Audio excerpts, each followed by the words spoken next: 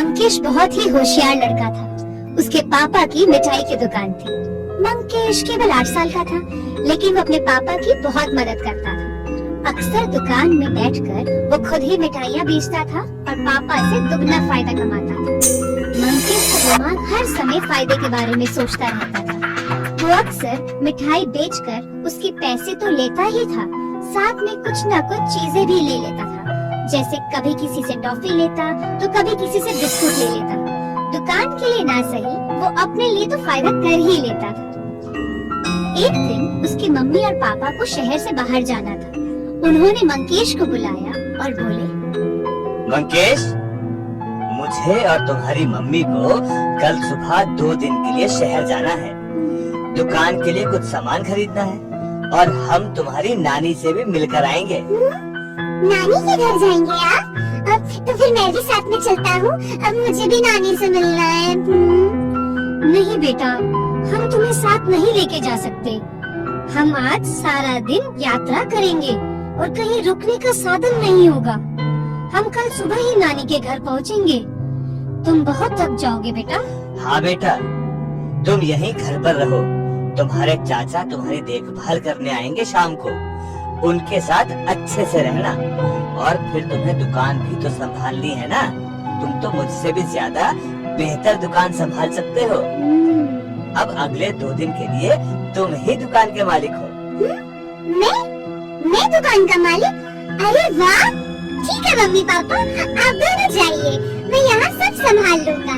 आप बेफिक्र होकर जाइए। वापस आते समय मेरे लिए कुछ लाना मत भूलिएगा। हाँ बेटा, हम जरूर कुछ लेकर आएंगे। बहुत अच्छे बच्चे हो तुम। अगली सुबह जल्दी ही मम्मी पापा चले गए। मंकेश ने कुछ देर में दुकान खोली। सारा दिन दुकान में बैठने के बाद वो घर आ गया। हाथ मुंह धोकर वो बैठा ही था कि उसके चाचा वहाँ आ गए। मंकेश, मेरा बेटा मंकेश। हाँ चाचा जी। कैसे हो मेरे बच्चे? मुझे आने में थोड़ी देर तो नहीं हुई? कुछ जरूरी काम आ गया था बच्चे, और फिर तुम्हारे लिए कुछ तोहफे भी तो लेने थे कि नहीं? नमस्ते चाचा जी। नमस्ते। मैं ठीक हूँ। आज मैं अपनी दुकान का मालिक था चाचा जी। बहुत अच्छी बिक्री हुई आज। खूब सारा फायदा हुआ। वैसे चाचा जी, आप क्या लाए मेरे लिए?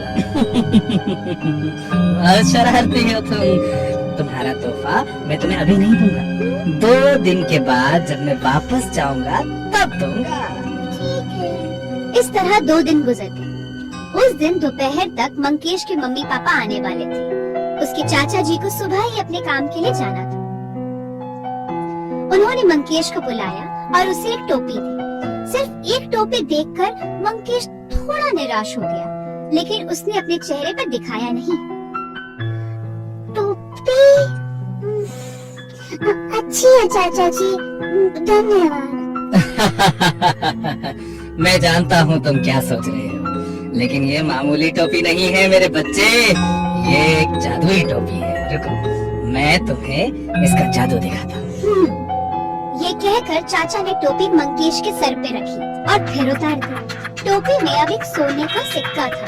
मंकेश ने जैसे ही वो सिक्का देखा, वो खुशी से उछल पड़ा। चाचा जी, ये तो कमाल है। धन्यवाद चाचा जी।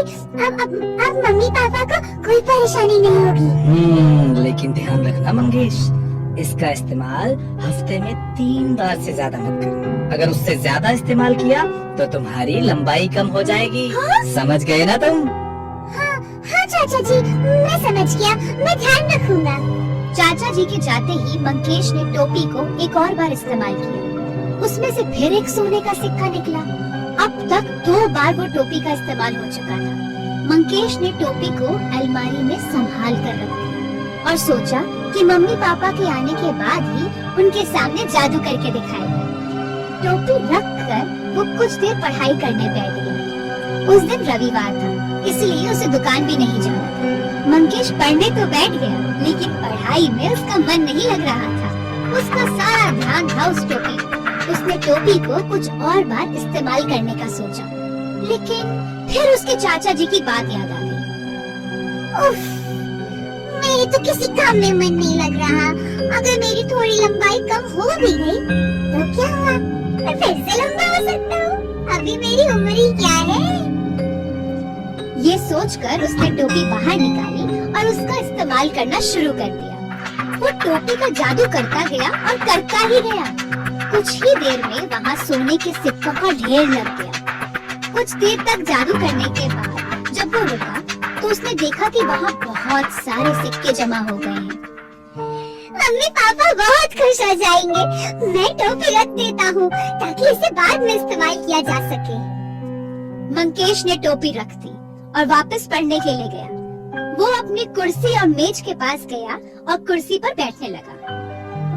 लेकिन ये क्या? उसकी लंबाई तो इतनी कम हो गई थी कि अब वो कुर्सी तक पहुंच ही नहीं पा रहा था। उसकी लंबाई किसी छोटे बच्चे जितनी हो गई थी जिसका जन्म बस कुछ महीनों पहले ही हुआ। मंकेश अब डर गया, लेकिन वो कुछ कर ही नहीं सकता था। वो सोचता ही रह गया कि क्या अब उसकी लंबाई कभी बढ़ेगी या नहीं। लेकिन बड़े बुजुर्गों ने कहा है ना, अब पछताए होत क्या जब चिड़िया चुग गई खेत।